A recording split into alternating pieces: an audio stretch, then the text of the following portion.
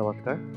আজি আমি গৈছিলোঁ নৰ্থ লখিমপুৰৰ এটা ছাইট চাবলৈ, য'ত নেকি অলৰেডি তেওঁলোকৰ কনষ্ট্ৰাকশ্যন হৈ আছিলে। কনষ্ট্ৰাকশ্যন মানে কি, তেওঁলোকৰ যিটো ছাদলৈকে কমপ্লিট হৈ আছিলে, তাৰ বাকী যিখিনি ব্ৰিক ৱাল প্লাষ্টাৰ আছে বা যিখিনি ভিতৰৰ ইণ্টেৰিয়ৰ আদিখিনি কৰা হ'ব তেওঁলোকৰ কথা পতা হৈছে বৰ্তমান। আমি তাকে ছাইটটো চাবলৈ গৈছিলোঁ তেওঁলোকৰ, কিন্তু ইয়াতে বহুতখিনি শুদ্ধ কৰিবলগীয়া আছে। আপোনালোকে ভিডিঅ'ত দেখা পাইছে, ভিডিঅ'ত হয়তো দেখা পোৱা নাই আপোনালোকে।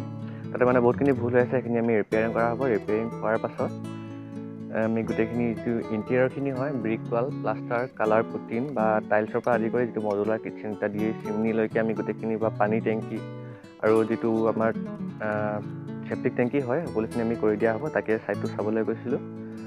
নেক্সট আমি ইয়াৰ কাম অতি সোনকালে আৰম্ভ কৰিম। আপোনালোকে যদি কহিনুৰ কনষ্ট্ৰাকশ্যনৰ সৈতে জড়িত হ'ব বিচাৰে, তেন্তে ইয়াত দিয়া নাম্বাৰৰ সৈতে যোগাযোগ কৰিব। ধন্যবাদ।